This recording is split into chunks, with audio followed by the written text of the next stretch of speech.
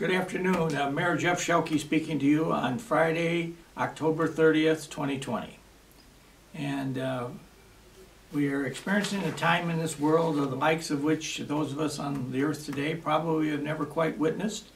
There's a lot of pretty negative things flying around us these days, and it certainly hasn't, well, it's made jobs like mine very interesting. It certainly hasn't made them very easy to do in the last few months. And so today I'm going to try to just talk about some stuff that's about to happen in town, and we'll just kind of leave it at that. First thing I want to talk about is voting. And obviously Tuesday, the 3rd of November, is the big day of national voting. In Batavia, however, it's been a big day of voting for the last 2 weeks. We've had the early voting poll down here at City Hall, and by all reports and all comments I get from, we were blessed to have a very excellent set of election judges. That not all of them were there every day, but the group that County Clerk Cunningham sent down here were really top-notch people who really performed in very admirable and honest and very explanatory nature. And so I heard very nice things said about them, and we had some security issues that I'd have to go down and unlock some doors and whatever at certain times of the day. So I'd always get my daily report from the judges, and everybody would say, well, another record crowd of over 300 today, and we've never seen early voting like this ever before. So it looks like a lot of us in Batavia have already early voted. Some have sent it in by the mail, so there's a variety of ways to do it now. But the one thing I do want to touch on is on Election Day, it's not going to be your normal election day where you rent to your local precinct and vote. Batavia really has only 3 locations within the community that you can vote on this coming Tuesday from 6 a.m. to 7 p.m.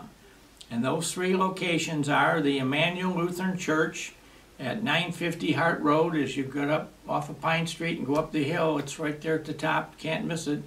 And that will be the one on the east side. On the west side, there's 2. One at the Congregational Church at 21 South Batavia Avenue. Again, that's going to be open from 6 a.m. to 7 p.m. And that's just off of Wilson Street, across the street from the Batavia Library, to give you a better, if you don't know where that is, that's where it is. And then the last place in Batavia you can vote is out at the Lincoln Inn Banquet Hall at 1345 South Batavia Avenue, and that's down far south end of Batavia, just before you start to go down the hill toward Mooseheart. It's the restaurant/banquet hall that's there, and they're going to have, again, early voting from 6 a.m. to 7 p.m. So if you're a Batavia resident, you have those 3 choices. And then if you're a nearby Batavia resident, you can also go out to the Fox Valley Christian Church, which is located at 40W 150 Main Street, which is out at the intersection of Main Street and Bliss Road and Fabian Parkway, where they all kind of try to come together out there. It's on the north side of the street, and that's technically in Elburn's jurisdiction as far as city services go and fire protection and all that stuff. But those are the 4 in the immediate proximity. So I want to encourage everybody to go vote. It certainly is an election that's got a lot of interest, and I think the general predictions are this is probably going to be the largest voter turnout that we in Batavia or in any place in the country has ever experienced before.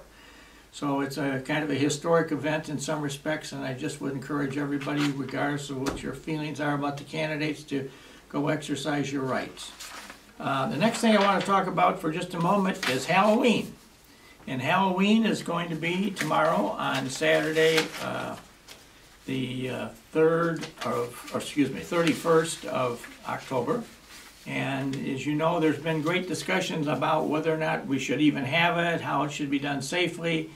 And so I think Batavia, along with a number of other cities in the immediate area, have all decided that we're going to allow for Halloween to take place from 4 o'clock in the afternoon tomorrow till 7 p.m. that night, or about a 3-hour stretch around the setting of the sun.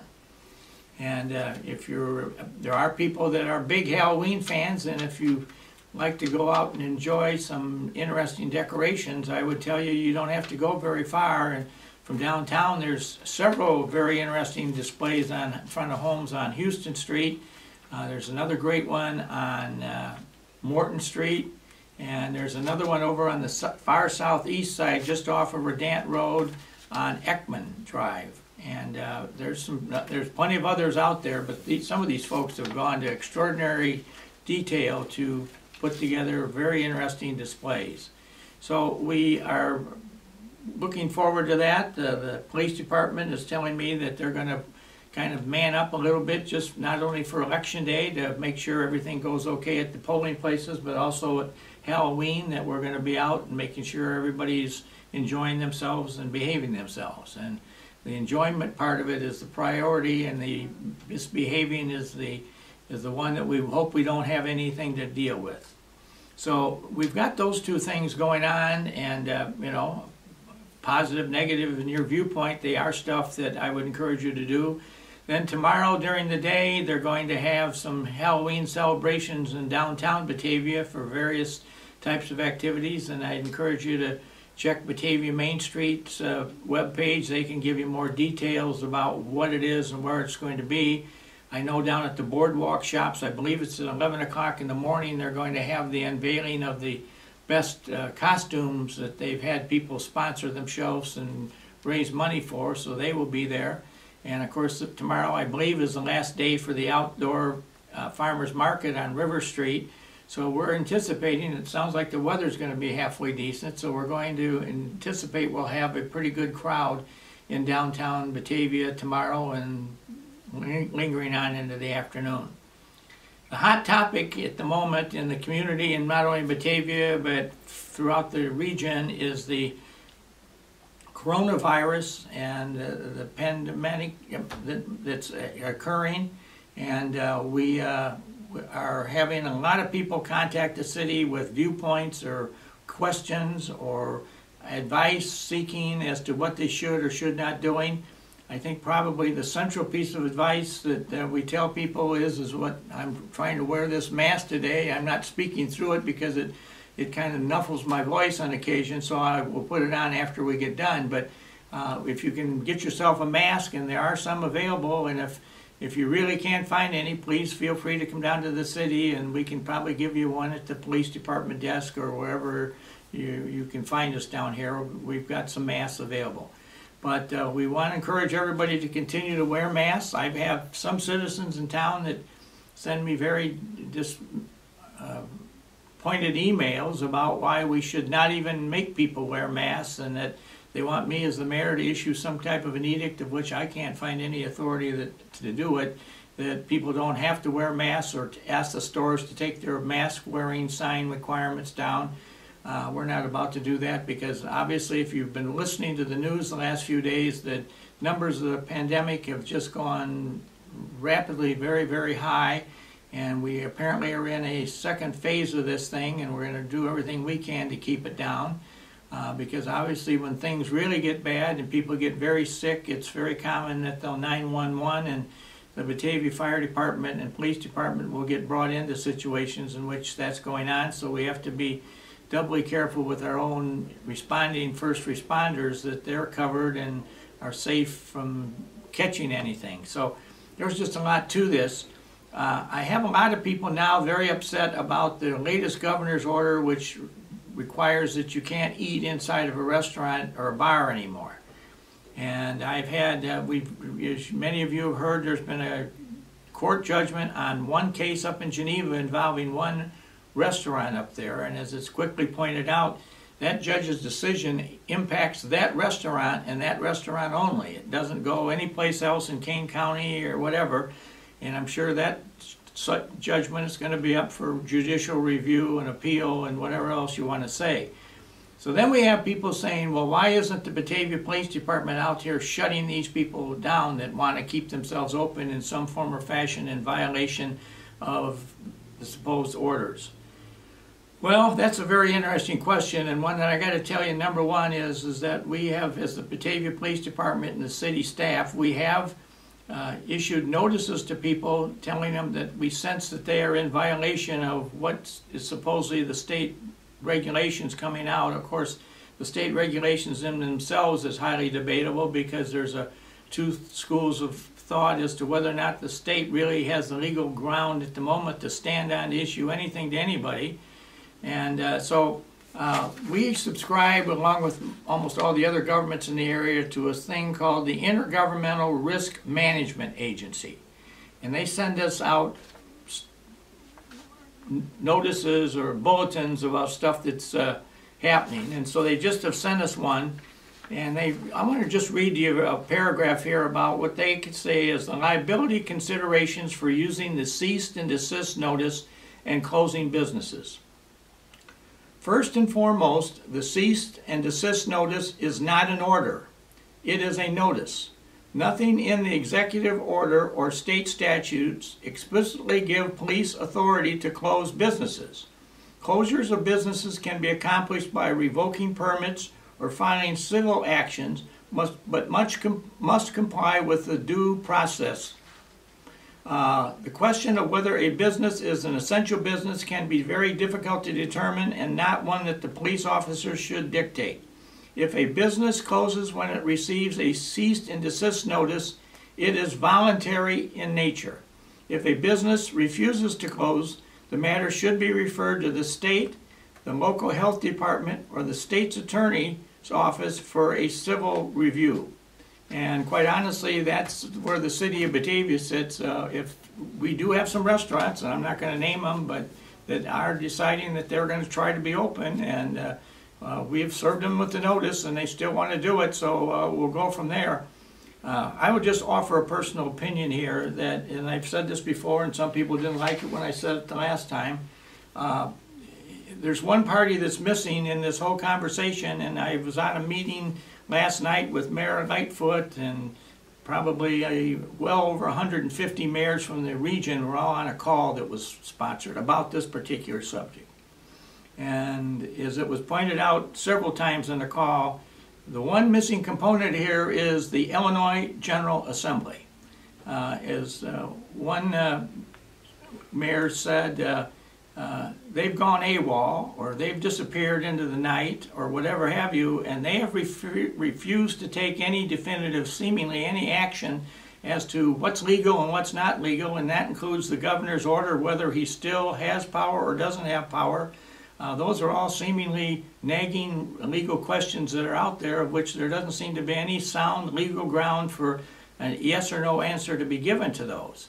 So if you have the opportunity to see one of your state senators or state representatives in the near term, I would just encourage you to speak with them in a nice way and say, you know, there's a lot of people wondering why the Illinois General Assembly seems to have buried its head in the sand on this and refuses to step forward. And they are the ones that can make these rules up that say what can and cannot be done. And they can certainly exceed the governor's emergency order provisions. He can't even continue to do that without their approval, as I understand it. So you've got a situation going here where we've got one level of government that doesn't seem to want to get itself involved in this, and this has just become a very problematic situation. And I'm sure that many other mayors in the area and village presidents, there's two types of government in northern Illinois. There's cities which have mayors, and there's villages which have village presidents. And basically it's the same role. And we're all sharing the same frustration that we have a situation going on here that's in some respects kind of leaderless, because we don't know what we should or should not be doing.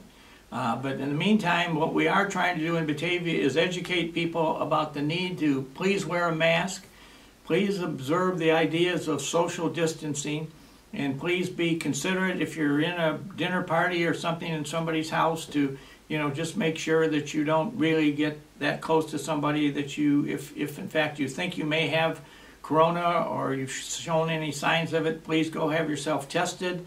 And I'm told that where hospitals are now at record rates of attendance right now.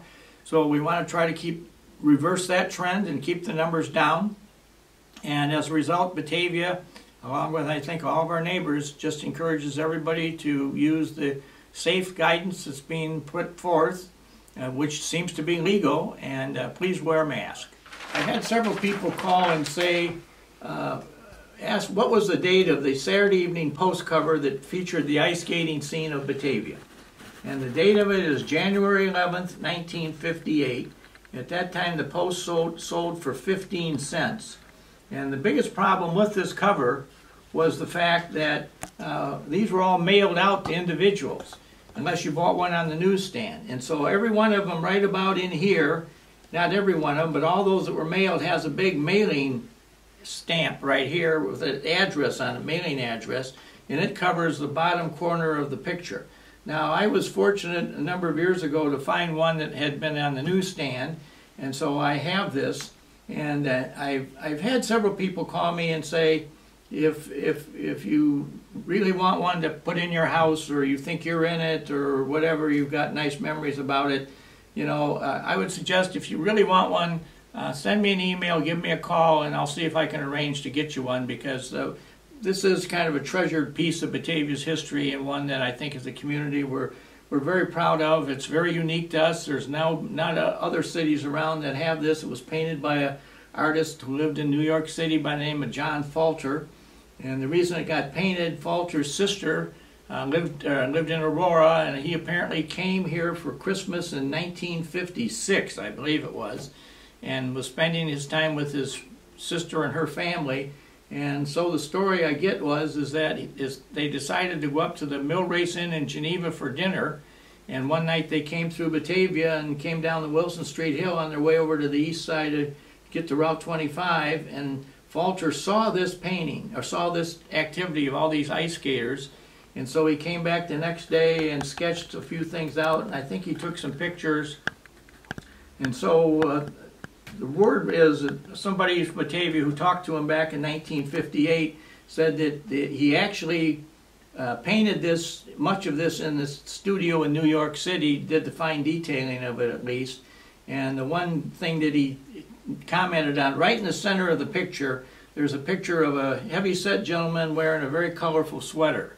And that gentleman, who was identified in the whole magazine, if you can get it, was, I believe, an actor, and he and Falter used to meet almost every night in some bar in Midtown Manhattan for a nightcap. And so Falter decided to portray him into the middle of this picture. And so that's what we know about it. The Batavia Library has a really enlarged example of this hanging in the reading room up on the first floor of the library, so if you'd like to go up and see that. And it's really something that Batavia should be very, very pleased of, because you know, it happened way back in 1958, so this thing is now 62 years of age that this last happened. So interesting piece of our history. So with that, we'll close. Have a nice week. Please remember to vote. Have a safe Halloween, and we'll talk to you next week.